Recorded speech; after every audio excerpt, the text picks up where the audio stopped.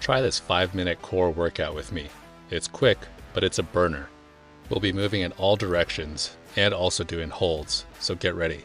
Let's start out with banded sit-ups. All you'll need is an anchored band and an ab mat. So let's get into it. Make sure you're squeezing at the very top of the rep and resisting the band as you're coming down. By the way, if you don't have bands or an ab mat, that's okay. I'll show you what it looks like without either in the next set here. Try to keep moving here for the full 50 seconds. We'll take a 10-second break at the end and we'll go into the next set of sit-ups. But for now, keep pushing, keep moving, keep going. I know this is going to start to burn, and if you need to slow down your reps to make it to the full 50 seconds, go ahead and do so.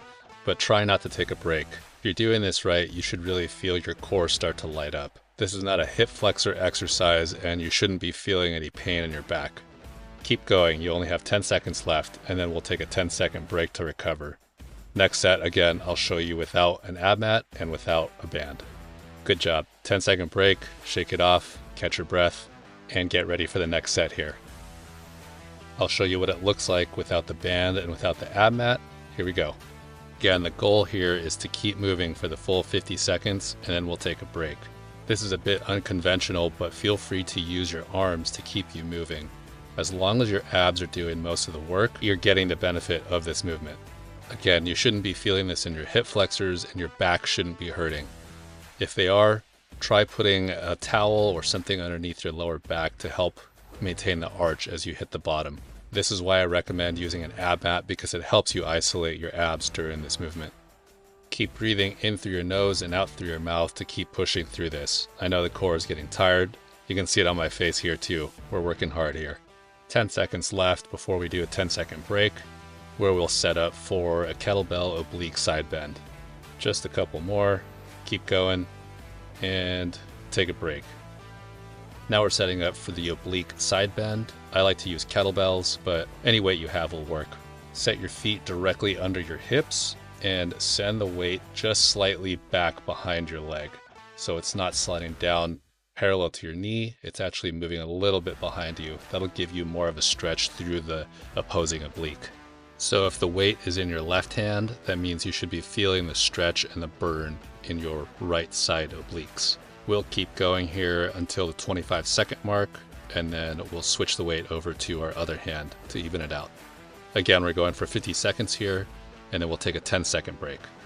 So now that we're switched, in this instance, weight is in my right hand. That means I should be feeling the stretch and the burn in my left obliques.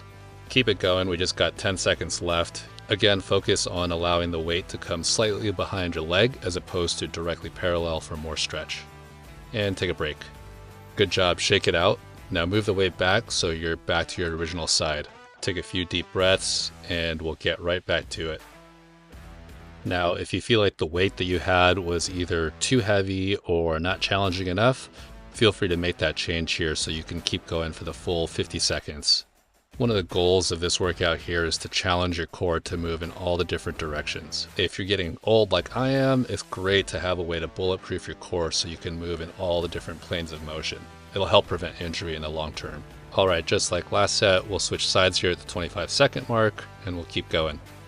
Make sure you keep breathing in through your nose and out through your mouth. I know it's getting tough here. Again, you can see it on my face. We're working hard. As you can see here, one thing I like to do is using my free hand and keeping it on my core so I can feel it engaged. Good job. Keep going.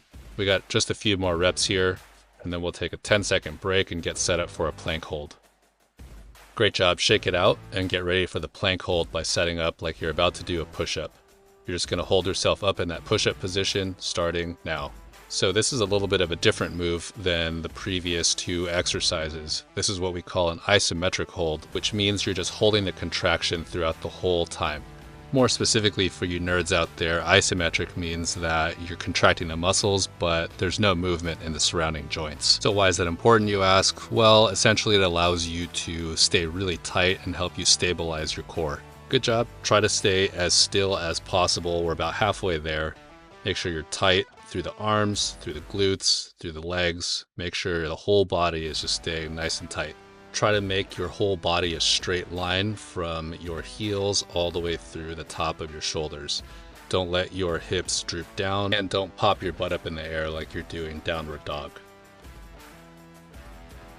Good job. 10-second break. Shake it out.